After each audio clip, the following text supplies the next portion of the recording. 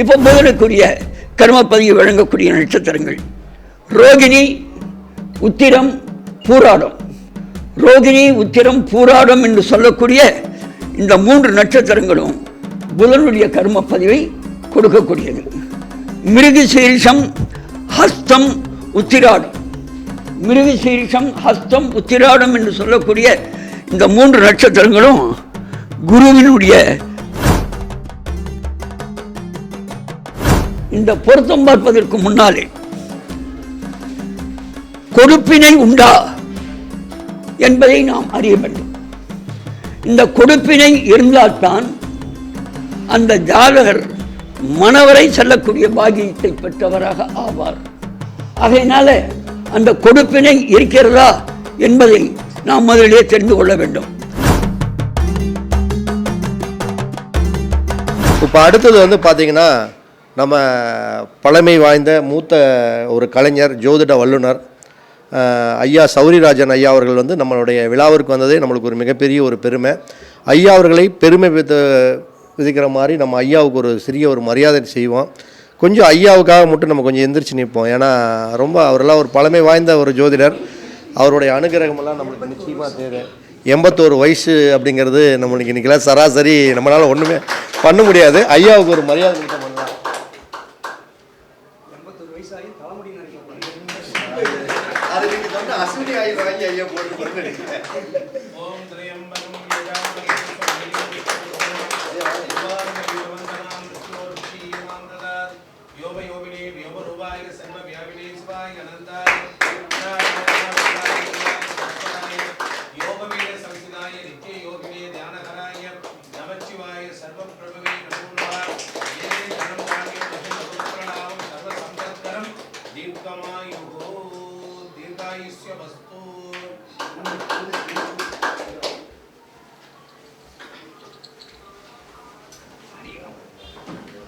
ஸ்ரீராம ஜெயம், ஸ்ரீராம ஜெயம், ஸ்ரீராம ஜெயம்.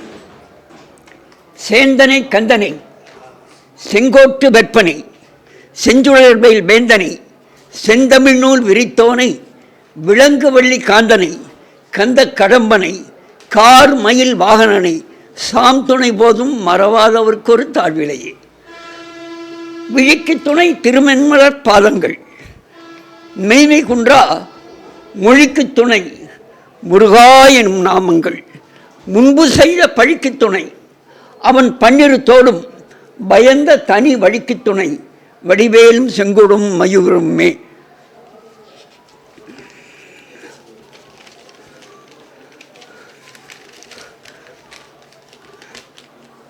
சரவணபவ ஜோதிட அறிவாலயத்தின் 33வது கருத்தரங்கில் அடியேன் கலந்து கொள்ளக்கூடிய இனிய வாய்ப்பை உருவாக்கி தந்த மரியாதைக்குரிய உயர் திரு பரணி பாரதி ஐயா அவர்களுக்கு அடியேனுடைய பணிவு கலந்த நன்றியை தெரிவித்துக் கொள்கின்றேன்.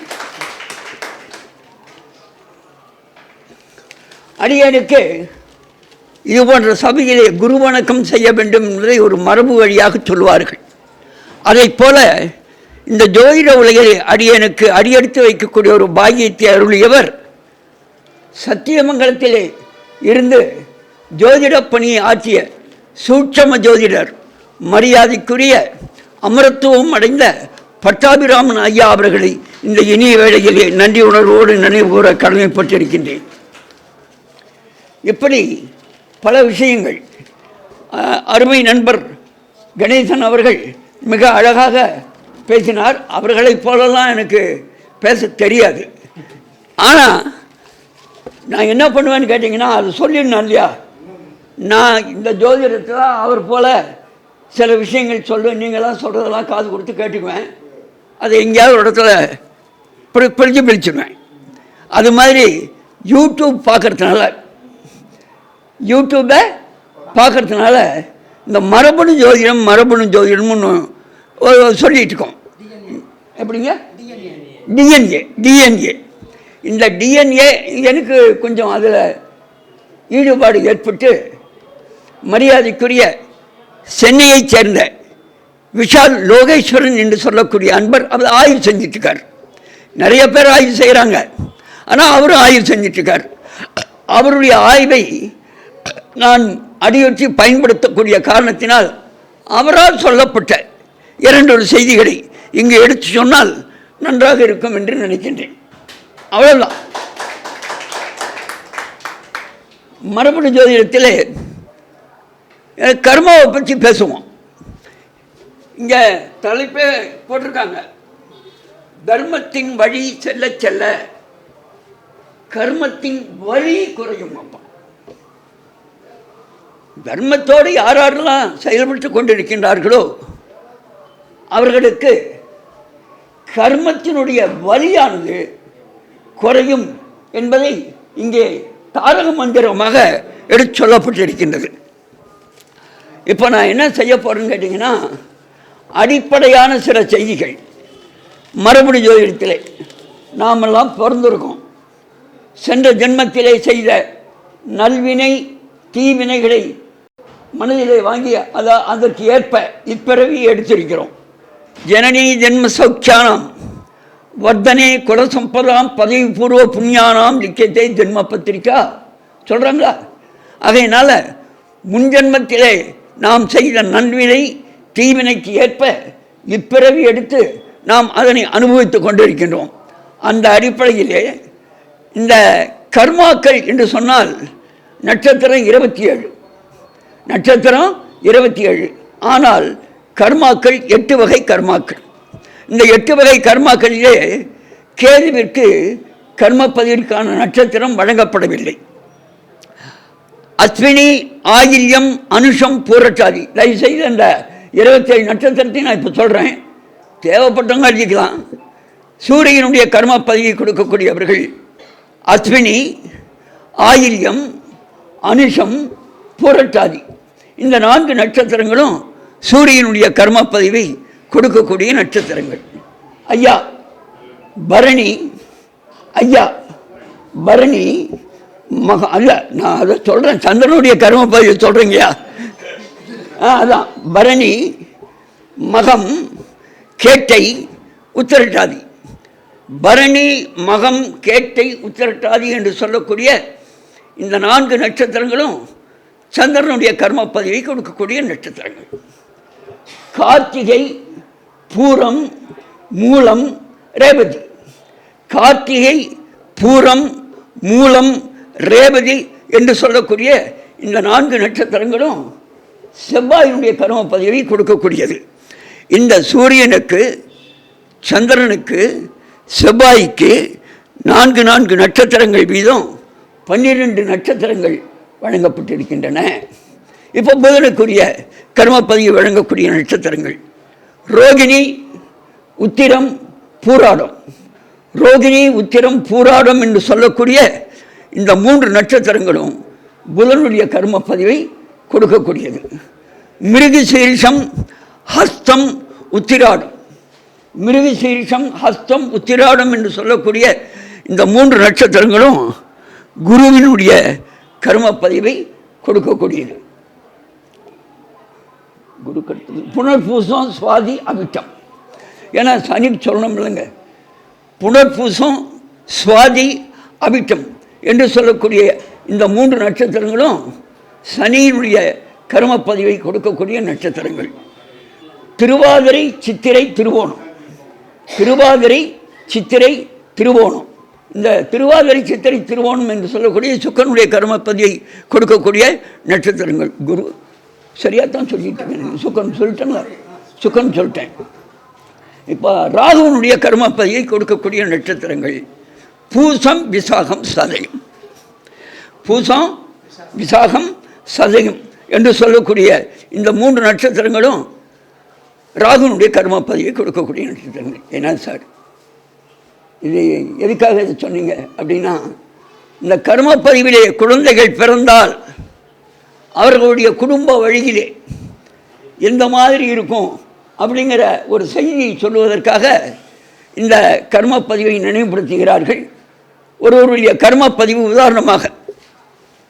உதாரணமாக ஒரு குடும்பத்தில் அஸ்வினி, ஆயில்யம், அனுஷம், பூரட்டாதி என்று சூரியனுடைய கர்மப்பதிவை பெற்ற பரவலாக அந்த குடும்பத்திலே பெற்றிருப்பார்கள் அல்லவா?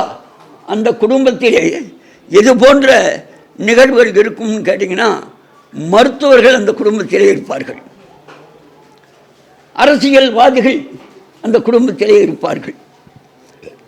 சூரியனுடைய காரகத்துவத்தினுடைய தலைவலிங்க ஐயா, இல்லை நீங்கள் அப்படின்னு சொன்னோன்னா எனக்கு கொஞ்சம் மயக்கம் வருது. ஏன்னு கேட்டிங்கன்னா, சில நேரத்தில் என்ன ஆகுன்னு கேட்டிங்கன்னா, தங்களுக்கு பிடிக்காத ஒன்றை,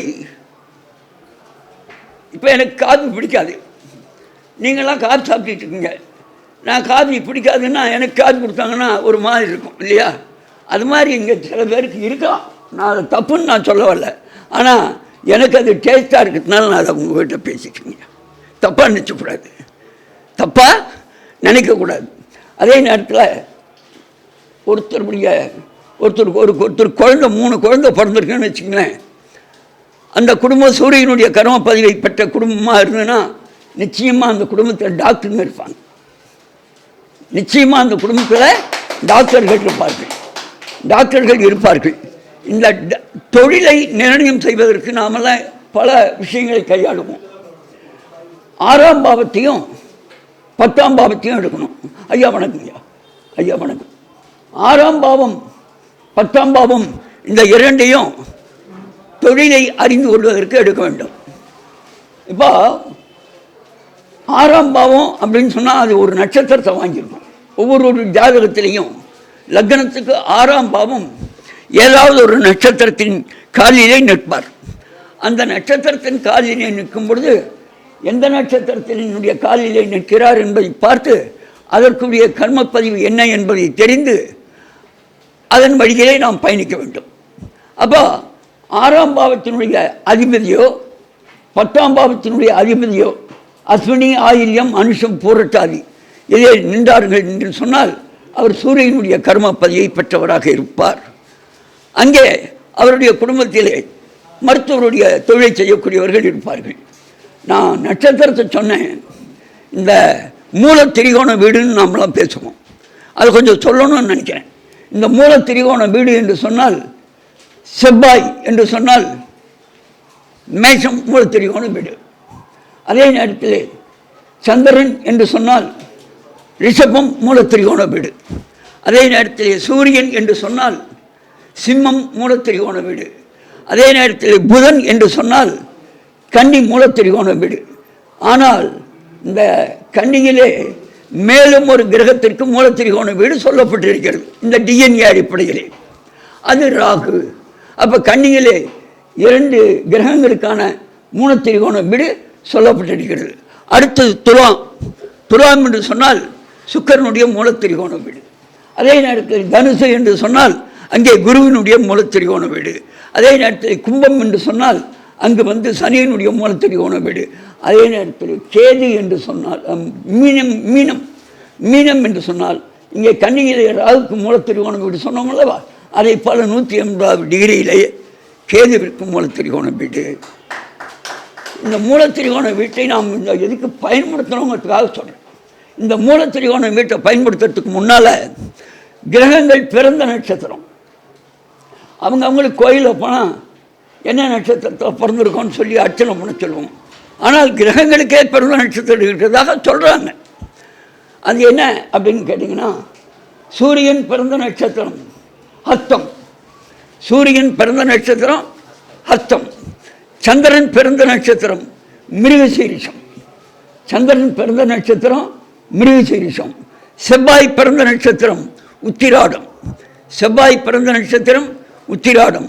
புதன் பிறந்த நட்சத்திரம் அவிட்டம், புதன் பிறந்த நட்சத்திரம் அவிட்டம்.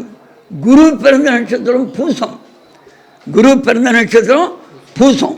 அதே நேரத்தில் சுக்கிரன் பிறந்த நட்சத்திரம் மகம், சுக்கிரன் பிறந்த நட்சத்திரம் மகம்.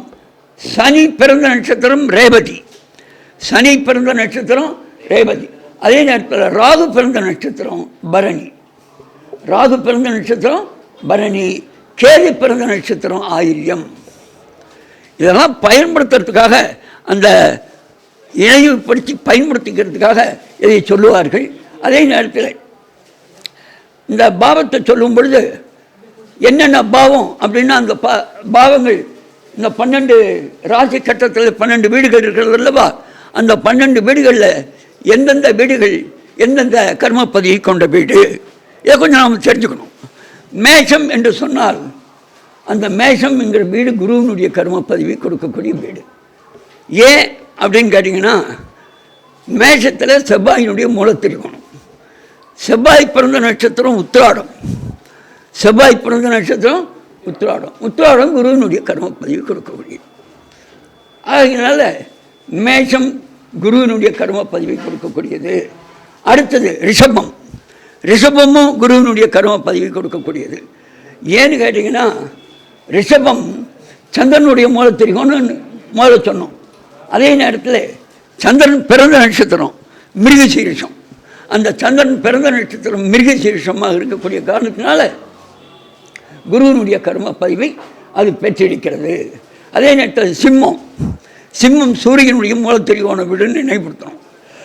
அந்த சூரியன் பிறந்த நட்சத்திரம் அர்த்தம் ஆகையின் காரணத்தினால் சிம்மமும் குருவினுடைய கர்மப்பதிவை கொடுக்கக்கூடிய வீடு.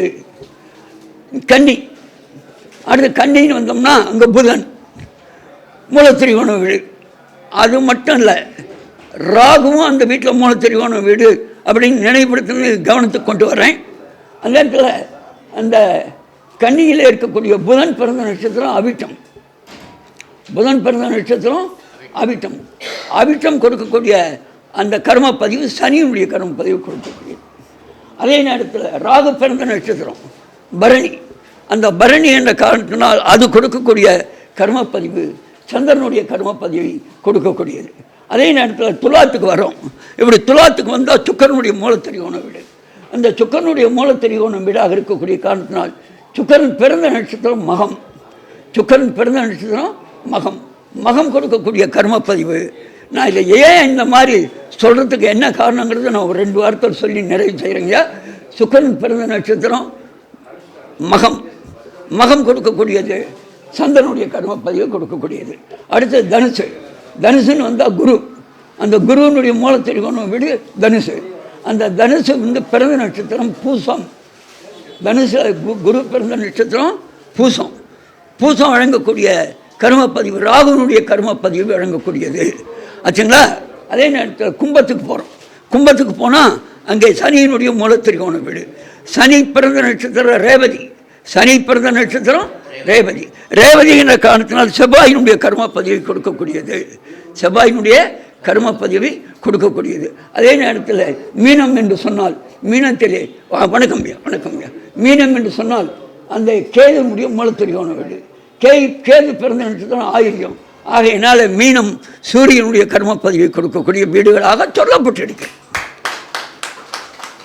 ஆகையினால இதெல்லாம் இப்படி இருந்தாலும் இந்த திருமணத்துக்கு நாம் இப்போ இங்கே ஒரு 2 வார்த்தை பேசுறதுக்கான ஐயா கொஞ்சம் நீங்கள் அனுமதித்து அப்படி ஒரு அவையாசத்தை காட்டினீங்கன்னா நான் அப்படி முடிச்சிருங்கய்யா.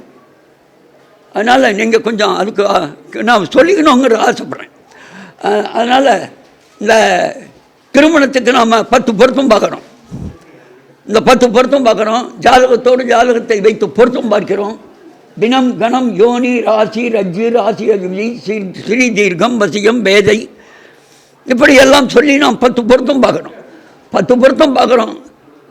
அதே நேரத்தில் ஜாதகத்தோடு ஜாதகத்தை இணைத்து இந்த ஜாதகத்துக்கு இந்த ஜாதகம் பொருந்துமா செய்யலாமா என்ற ஒரு தீர்க்கமான முடிவிற்கு ஜோதிடர்கள் அவரவர்கள் ஞானத்திற்கு உட்பட்டு அதை செயல்படுத்துவார்கள் இல்லைங்களா. அந்த அடிப்படையில் மரபணு ஜோதிடத்தில் ஒரு சின்ன விஷயத்தை மட்டும் சொல்லிட்டு உங்களிடத்திலிருந்து நான் விடைபெற்றுக் கொள்கின்றேன். என்னன்னு கேட்டிங்கன்னா, இந்த பொருத்தம் பார்ப்பதற்கு முன்னாலே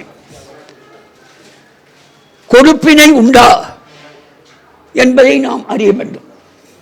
இந்த கொடுப்பினை இருந்தால்தான் அந்த ஜாதகர் மணவரை செல்லக்கூடிய பாகியத்தை பெற்றவராக ஆவார்.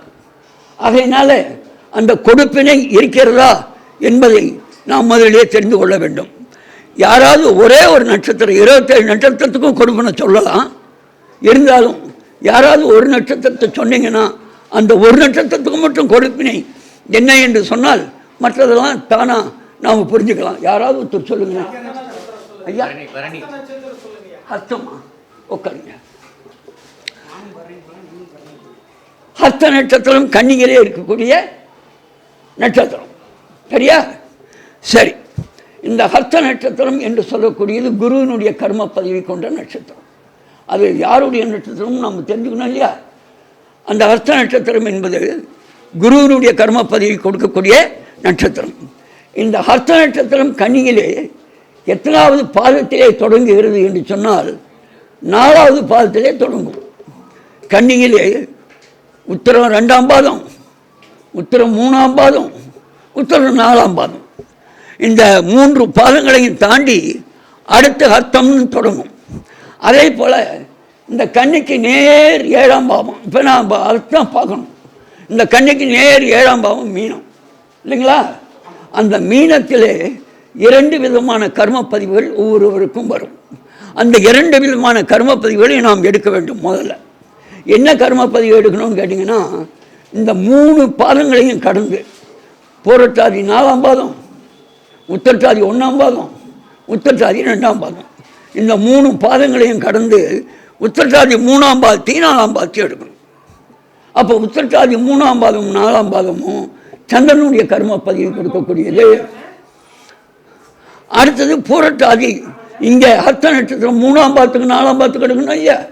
அந்த ஹஸ்த நட்சத்திரத்துக்கு 3ஆம் பாதத்துக்கும் 4ஆம் பாதத்துக்கும் பூரட்டாதி 1ஆம் பாதத்தையும் 2ஆம் பாதத்தையும் எடுக்கணும். இப்போ 2 விதமான கர்ம பதிவுகள் நமக்கு கிடைச்சிருக்கு.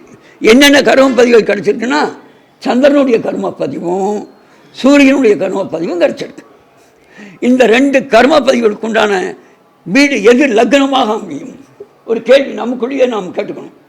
எது லக்னமாக அமையும்னா, முதலியே சில வீடுகளை சொல்லி இந்த வீடுகள்லாம் இந்த கர்ம பதிவுகளுக்கு உரிய வீடுகள்னு நினைவுபடுத்தணும். அதை இங்கே பயன்படுத்தணும். என்னன்னு கேட்டிங்கன்னா, சந்திரனுடைய கர்ம பதிவு கொடுக்கக்கூடிய வீடு எதுன்னு கேட்டிங்கன்னா கன்னி. சந்திரனுடைய கர்ம பதிவை கொடுக்கக்கூடிய இன்னொரு வீடு இருக்குது துலாம். இந்த கன்னியும் துலாமும் சந்திரனுடைய கர்ம பதிவை கொடுக்கக்கூடிய வீடு, இது லக்னமாக வரலாம். அதே நேரத்தில் சூரியனுடைய கர்ம பதிவை கொடுக்கக்கூடிய வீடுன்னு ஒன்று சொன்னோமா, அது மீனம். அப்போது எது லக்னமாக அமையும், கொடுப்பினைக்கான லக்னமாக எது அமையும்னு கேட்டிங்கன்னா கன்னி, துலாம், மீனம். இவற்றுள் ஏதாவது ஒன்று லக்னமாக அமையும். யாரை பார்க்குறோமோ அவருடைய எதிர்பார்ப்பு இருக்குது. ஆணாக இருந்தாலும் சரி, பெண்ணாக இருந்தாலும் சரி, பெண்ணாக இருந்தால் ஆணுக்கு இது எதிர்பார்ப்பு நாம் பார்க்க வேண்டிய ஒரு அமைப்பு. இதை இப்போ நம்ம லக்னத்தை பார்த்தோம். கிரகத்தை இப்போ சொல்கிறோம் பாருங்க. கிரகம் என்று சொன்னால் நாம் முதலிய பிறந்த நட்சத்திரத்தை வச்சு கிரகமெல்லாம் சொன்னோம். இந்த சந்திரனுடைய கர்ம பதிவை கொடுக்கக்கூடிய கிரகங்கள் 2. ஒன்று சுக்கிரன், இன்னொன்று ராகு. இந்த சுக்கிரனும் ராகுவும் லக்னத்திலே இடம் பெறலாம். இன்னொன்று சூரியனுடைய கர்ம பதிவுக்கு கேது இடம் பெறலாம் லக்னத்திலேயே. லக்னாதிபதியோடும் கேது இடம் பெறலாம், லக்னாதிபதியோடும் சுக்கிரன் இடம் பெறலாம், லக்னாதிபதியோடு ராகு இடம் பெறலாம். இது ஒரு பாயிண்டாக வச்சுங்க. இது கொடுப்பினைக்கான ஒரு அமைப்பு. இப்போ பாவ இணைவுகள், எந்த பாவத்தை எந்த பாவத்தோடு இணைக்கணும் அப்படின்னு ஒன்று இருக்குல்லங்க.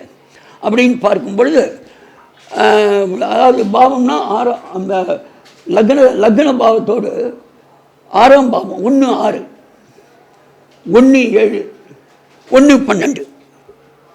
இந்த 1 6 காலபுருஷனுக்கு கன்னி 6ஆம் பாவம், 1 7 காலபுருஷனுக்கு துலாம் 7ஆம் பாவம். இந்த கன்னியும் துலாமும் சந்திரனுடைய கர்ம பதிவு கொடுக்கக்கூடிய காரணம் சொல்லணுமில்ல, அதுக்காக சொல்கிறேன். அந்த அடிப்படையில் 1 12ன்னு சொன்னோம். 1 12 மீனத்தை சொன்னோம். காலபுருஷனுக்கு 12வது வீடு மீனம். ஆகையினால 1 12 சூரியனுடைய கர்ம பதிவை கொடுக்கக்கூடிய வீடு. இந்த அமைப்பிலெல்லாம் கொடுப்பினையை பார்ப்பதற்கு ஒரு வழியாக நாம் எடுத்துக்கொள்ள வேண்டும் என்று சொல்லிக்கொண்டு, ஐயா வாங்க, எவ்வளவோ பேசுறதுக்கு, நிறைவாக பேசுறதுக்கு அடுத்த ஒரு சந்தர்ப்பத்தை ஐயா வழங்கினார்னா அருமை. அங்கே ஒரு நிமிஷம் நீங்கள் உட்காருங்க. ஒரு நிமிஷம் ஐயாவை பற்றி ஒரு வார்த்தை சொல்லணுங்க. சமீபத்தில் அடியன் பழனிக்கு அருகாமையிலே இருக்கக்கூடிய சித்தர் பெருமான், கணக்கம்பட்டி சித்தர் பெருமானுடைய திருக்கோயிலுக்கு அடியன் சென்றிருந்தேன். அப்போ செல்லும் பொழுது ஐயாவை மனதில் தியானித்து கொண்டு அந்த கோயிலுக்கு சென்றேன். ஏன் அப்படின்னு ஒரு கேள்வி வரும்ல, அது காரணம் சொல்கிறோம் பாருங்க. ஐயாவுடைய இல்லத்திலே ஒரு கார் ஒன்று இருக்கும், அம்பாசிடர் கார்னு நினைக்கிறேன், ஆல்டோ கார். எனக்கு தெரியல அந்த காரை வந்து என்ன காருன்னு தெரியல, அதனால் ஆல்டோ கார். அந்த கார் ஒரு புனிதமான கார். அந்த கார் ஒரு புனிதமான கார். எப்படி புனிதத்துவம் அந்த கார் அடைஞ்சதுங்கிறத இங்கே சொல்லணும். ஏன்னு கேட்டிங்கன்னா, ஐயா அவர்கள் கனகம்பட்டிக்கு சென்றிருந்த நேரத்திலே கனகம்பட்டி சித்தர் பெருமான் அவர்கள் அந்த ரதத்திலே அமர்ந்து ஆசீர்வதித்தார். அந்த புனிதமான காரை வணங்கி நிறைவு செய்கிறேன். வணக்கம், நன்றி. நல்லது நல்லது.